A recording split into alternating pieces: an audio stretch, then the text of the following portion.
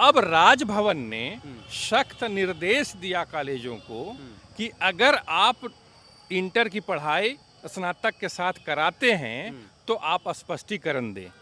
इसके लिए हम राज्यपाल महोदय से मिलकर उनको हम एक रिक्वेस्ट करने जा रहे हैं कि आप इस पे थोड़ा विचार करके ऐसा एक अल्टरनेटिव व्यवस्था इसमें बनाइए। उनके लिए मजबूरी होगी कि वो प्राइवेट कॉलेज जो हैं जिसमें फी आपको 15 से 20 गुना महंगा है, लेकिन लोगों का शिक्षा को प्रभावित करते हुए नीति लागू ना हो। तो जो 2,500 में वहाँ जो मार्कम कॉलेज में पढ़ता था अब वो at the time of admission 15,000 रुपए जमा करेगा न्यूनतम। इंटर कॉलेज में जी, इंटर कॉलेज में न्यूनतम वो अभी है जो सिर्फ 11-12 जो सिर्फ 11-12 पढ़ाते हैं। तो उनको नई शिक्षा नीति में आने के लिए अपने यहाँ 9वीं और 10वीं की पढ़ाई शुरू करनी होगी। कुछ वो बच्चे हैं जो ग्रामीण क्षेत्र से अच्छी पढ़ाई के लिए शहर आते हैं। देखिए, इसमें क्या है कि जो नई शिक्षा नीति आई है इसमें यहाँ के जो गरीब बच्चे बच्चियां हैं और ऐसे अभिभावक हैं, खास करके बच्चियों का जो नहीं चाहते हैं कि हम कोएड स्कूल में अपने बच्चों को भेजें, उनके लिए बहुत ही समस्या है। इसके लिए हम राज्यपाल महोदय से मिलकर उनको हम एक रिक्वेस्ट करने जा रहे हैं कि आप इस पे थोड़ा विचार करके ऐसा एक अल्टरनेटिव व्यवस्था इसमें बनाइए कि उन ऐसे बच्चों का जो आर्थिक रूप से कमजोर है, गवर्नमेंट स्कूल में फी 5,000 है, प्राइवेट जो भी कॉलेज होगा उसका फी कम से कम 25,000 रुपया 20,000 रुपया फी होगा, तो उनपे जो आर्थिक बोझ पड़ेगा वो बोझ न पड़े। उसका या तो सरकार अनुदान दे, अनुदान की व्यवस्था हो, मतलब किसी भी प्रकार से उनकी पढ़ाई पे कोई व्यवधान ना हो, ऐसा प्रयास किया जाए। नीति अपने जगह रहे लेकिन लोगों का शिक्षा को प्रभावित करते हुए नीति लागू ना हो। जोहार हजारीबाग, मैं फैज़ अनवर, आप देख रहे हैं जोहार हजारीबाग। एक बहुत इंपॉर्टेंट मुद्दा जो अभी चल रहा है, नई शिक्षा नीति पे आया है कि जो इंटर की पढ़ाई है वो कॉलेजेस में बंद हो जाएंगे। अब कॉलेजेस में अगर बंद हो जाएंगे तो जो लोग पहले इंटर की पढ़ाई कॉलेज में पढ़ाई करते थे वो कहाँ पढ़ाई करेंगे और क्या परेशानी आ रही है, इन सारे मुद्दों पे हम लोग डिस्कस करने के लिए मेरे साथ मुरारी जी हैं जो लगातार शिक्षा पे लिखते आ रहे हैं और लगभग 15-20 सालों से शिक्षा पे ही ये काम कर रहे हैं। उनसे हम लोग जानते हैं। एक नया आया है आदेश सरकार का कि जो कॉलेजेस में इंटर की पढ़ाई बंद हो जाएगी। क्या नुकसान हो रहा है, इससे क्या फ़ायदा होगा और क्यों ये रूल लाया गया? ये जो गाइडलाइन था वो यूजीसी का था और ये बहुत पहले आया था, लेकिन चूंकि वैकल्पिक व्यवस्था नहीं हुई थी इंटर की पढ़ाई के लिए तो इतना दिन तक खींचा गया। अब राजभवन ने सख्त निर्देश दिया कॉलेजों को कि अगर आप इंटर की पढ़ाई स्नातक के साथ कराते हैं तो आप स्पष्टीकरण दें। जल्द करें, ऑफर सिर्फ 500 महिलाओं के लिए। मिशन अस्पताल में नॉर्मल एवं सिजेरियन डिलीवरी 100% मुफ्त। ज्यादा जानकारी के लिए अभी कॉल करें। तो इस लिहाज से कॉलेजों ने अपने यहाँ इंटर का नामांकन पूरी तरह बंद कर दिया। हजारीबाग जो है वो कमिश्नरी हेडक्वार्टर है।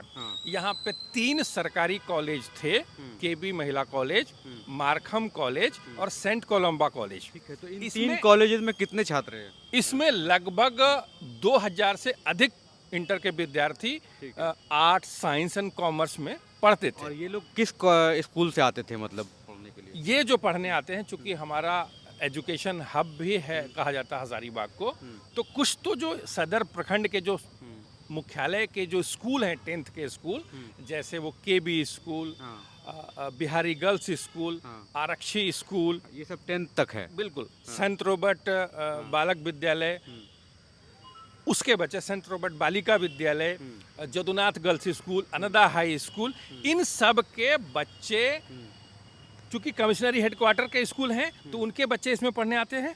और कुछ वो बच्चे हैं जो ग्रामीण क्षेत्र से अच्छी पढ़ाई के लिए शहर आते हैं, जैसे कोडरमा से हमारे यहाँ कुछ बच्चे आ जाते हैं इंटर की पढ़ाई के लिए। कोडरमा है, कुछ बच्चे गिरिडीह से आ जाते हैं और कुछ बच्चे चतरा से आ जाते हैं। तो उनको मिला के एक अच्छी संख्या में यहाँ बच्चे इंटर में पढ़ाई करते थे, कॉलेजेस में करते थे। अब कॉलेजेस में बंद हो गया। तो कॉलेजेस में बंद होने के बाद हमारे पास 2 ही ऑप्शन बचता है, 2 विकल्प बचता है। एक तो सरकारी स्कूल और प्राइवेट कॉलेज या प्राइवेट इंटर कॉलेज। तो सरकारी स्कूल में हजारीबाग कमिश्नरी हेडक्वार्टर में मात्र एक है हिंदू स्कूल, जैक बोर्ड के लिए। बाकी सब सीबीएसई है। बाकी सब जो 2 अन्य स्कूल जो थी जी, तो वो सीएम स्कूल ऑफ एक्सीलेंस हो गया। गवर्नमेंट गर्ल्स स्कूल भी CM school of excellence girls हो गया। तो उसमें सीबीएसई की पढ़ाई होती है। जैक का एडमिशन वहां पर नहीं होता। नहीं होगा। अब सिर्फ हिंदू हाई स्कूल बचा है, जिसमें सीट कितने होंगे लगभग? हिंदू स्कूल में जैसी हमारी बातचीत हुई कि उनके पास जो बैठने की कैपेसिटी है वो मात्र 500 बच्चों की है। 500 है। और आप कह रहे हैं कि 2000 से ज़्यादा बच्चे 2000 कल 3 लगभग कॉलेज में मिलते हैं। 3000 बच्चे मुख्यालय में पढ़ते थे। 3000। तो 3000 में 500 आप वहाँ एडजस्ट कर देंगे तो बाकी जो 2500 बचेंगे 2500 कहाँ उनके लिए मजबूरी होगी हाँ। कि वो प्राइवेट कॉलेज जो हैं हाँ।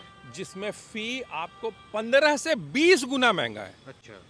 कम सम नहीं, 15 से 20 जैसे 20 अगर गुना। कोलंबस में कोई 10th के बाद इंटर करते थे, 11 12 करते थे, और मार्खम में और वुमेंस कॉलेज में, तो उनका पैसा कितना लगता था 2 साल के अंदर?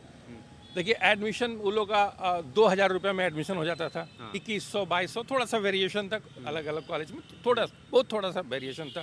2-2,500 में एडमिशन हुआ करता था। अब उसी विद्यार्थी को जो 2,500 में वहाँ जो मार्कम कॉलेज में पढ़ता था, अब वो at the time of admission 15,000 रुपये जमा करेगा न्यूनतम। इंटर कॉलेज में? जी इंटर कॉलेज में न्यूनतम वो अभी है। अधिकतम 22 से 24,000 रुपये तक है। हाँ। तो न्यूनतम 15,000 रुपया 17,000 रुपया खर्च करना पड़ेगा उसको। इकोनॉमिकली एक बर्डन बढ़ गया स्टूडेंट के ऊपर। बिल्कुल। अच्छा, और जो सरकारी स्कूल होते हैं जिसमें +2 की पढ़ाई अगर हजारीबाग में शुरू हो जाए तो वो गरीब विद्यार्थियों के लिए वरदान है। वरदान इस तरह है कि एक तो आपको शिक्षण शुल्क कम लगता है, दूसरे में वहाँ पर बच्चों को कॉपी और किताब निःशुल्क मिलता है। अगर आप आरक्षण वाली श्रेणी में आते हैं तो आपको गवर्नमेंट के जो और बेनिफिट्स हैं, जैसे कुछ स्कॉलरशिप हैं, कुछ ड्रेस का पैसा है, कुछ स्टेशनरी का पैसा है, वो भी आपको मिलेगा। अच्छा। तो वो लेने के लिए तो प्रमंडलीय मुख्यालय जब हजारीबाग है तो यहाँ कम से कम 4-5 स्कूल होने चाहिए जिसमें इंटर की पढ़ाई जारी रहे। तो क्या ये जो 10th तक जो स्कूलें थी, जैसे आप बता रहे हैं कि ये दुनाथ गर्ल्स स्कूल हो गया या फिर और भी स्कूल जो 10th तक है, क्या उनको 12 तक किया जाएगा? आगे क्या प्लान है? मतलब बिल्कुल सरकार को अब चाहिए कि तुरंत प्रस्ताव बनाए और जो 10th तक के स्कूल है सरकारी स्कूल, उनको वो सीधे सरकार के नियंत्रण में है, तो उनको वो अपग्रेड कर दे, अपग्रेड करके उनको +2 का दर्जा दे दे, तब इस समस्या का सीधा समाधान निकल सकता है। और दूसरी बात ये भी है कि उनको बहुत ज़्यादा टीचर नए नए रखने पड़ेंगे। इसलिए कि जो 10th में पढ़ा रहे हैं जो टीचर, उसमें लगभग आधे टीचर पीजीटी हैं। जो पीजीटी इंटर को पढ़ाने के इंटाइटल होते हैं और उनके पास लंबा अनुभव भी है पढ़ाने का, तो वो बहुत आराम से, अब 9वीं से 12वीं का एक ही ग्रेड हो गया है शिक्षकों का, अब अलग अलग ग्रेड नहीं होता है, टीजीटी पीजीटी नहीं होता, सरकार ने उसको भी बदल दिया। तो 9वीं से 12वीं की कक्षा के लिए एक ही ग्रेड है। 9 10th है तो 12 भी। तो ये जो प्रखंड के जो बच्चे आते थे, जैसे दारू झुमरा हो गया, और भी ब्लॉक, इचाक ब्लॉक हो गया, बरही ब्लॉक हो गया, चौपारण ब्लॉक हो गया, इन सब के बच्चे मान लीजिए जो कोलंबस कॉलेज में पढ़ते थे, इसमें पढ़ते थे, वो कैसे आएंगे? मतलब क्या करेंगे वो? अपने क्षेत्र में उनका वैकल्पिक व्यवस्था है कि नहीं है? हाँ, उनके लिए मजबूरी होगी कि जो हेडक्वार्टर में, कमिश्नरी हेडक्वार्टर में पढ़ते थे, अब यहाँ पे सीटें लिमिट हो गई, तो उनके पास 2 ही विकल्प बचता है। या तो अगर वो कैपेबल हैं तो वो 15,000 और 20,000 रुपया एक साल का फीस दे के प्राइवेट, जो मुख्यालय में प्राइवेट कॉलेज हैं या प्राइवेट स्कूल हैं, उसमें पढ़ाई करें,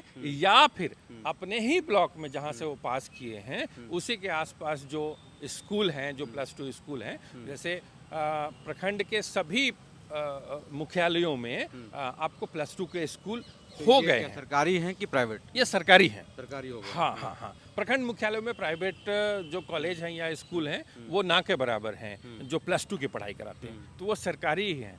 और पहले स्थिति थोड़ी ख़राब भी थी कि उनमें टीचर्स नहीं थे, अब उनमें टीचर्स गए हैं +2 स्कूल में। इसीलिए आप देखेंगे इस बार जो रिजल्ट आया है इंटरमीडिएट का, उसमें ये जो बड़े नामी कॉलेज थे, उनके बच्चों का कहीं टॉप 10 में भी स्थान नहीं है। वो गांव से जो बच्चे हैं, बड़का गांव का एक स्कूल था, वहाँ से स्टेट टॉपर रहा, 3rd आया लड़का। बिल्कुल, वहाँ का बच्चा था, विष्णुगढ़ का बच्चा था, तो वहाँ से टॉपर्स दिया।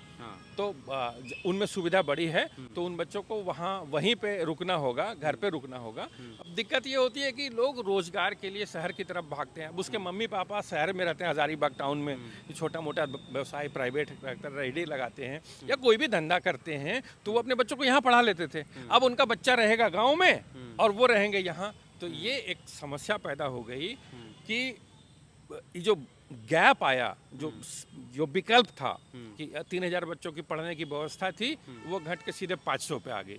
तो सरकार को बहुत जल्दी अपग्रेड करके जो शहर में स्कूल हैं, जैसे जैसे यहाँ पे आरक्षी स्कूल है, केबी हाई स्कूल है, बिहारी गर्ल्स स्कूल, ये सरकारी स्कूल हैं।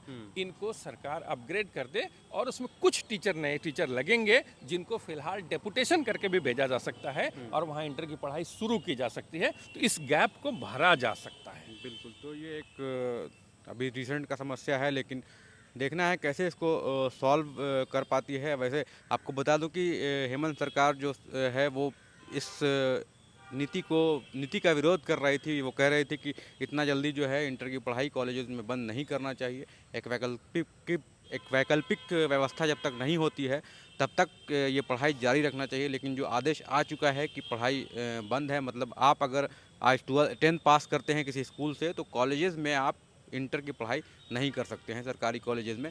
और एक ये भी तो है कि जो इंटर कॉलेजेस सिर्फ है 11-12 जहाँ पे होती है, वहाँ पे क्या आया सरकार का आदेश है? देखिए, वो निर्देश है, नई शिक्षा नीति में प्रावधान है कि अब +2 की पढ़ाई स्कूल में ही होगी। ठीक है। तो एक उसका असर है और दूसरे में तो अब यहाँ सिंपल इंटर कॉलेज भी चल रहे हैं जो सिर्फ 11-12 जो सिर्फ 11-12 पढ़ाते हैं। तो उनको नई शिक्षा नीति में आने के लिए अपने यहाँ 9वीं और 10वीं की पढ़ाई शुरू करनी होगी। वो उनके लिए मजबूरी हो जाएगा। जो 9वीं 10वीं की पढ़ाई शुरू करेंगे उन्हीं की मान्यता बरकरार रहेगी। लेकिन इंटर कॉलेज तो वो प्राइवेट ही रहेगा ना, वो सरकारी तो प्राइवेट रहेगा। उसमें 9वीं 10वीं की पढ़ाई शुरू भी हो जाती है तो वो महंगी पढ़ाई होगी। जो हम वेलफेयर स्टेट की बात करते हैं तो ये जो प्राइवेट व्यवस्था है वो वेलफेयर स्टेट के अगेंस्ट है। बिल्कुल, तो यही है। ये और आगे अपडेट आएगा इस पे तो हम लोग आपको अपडेट करते रहेंगे।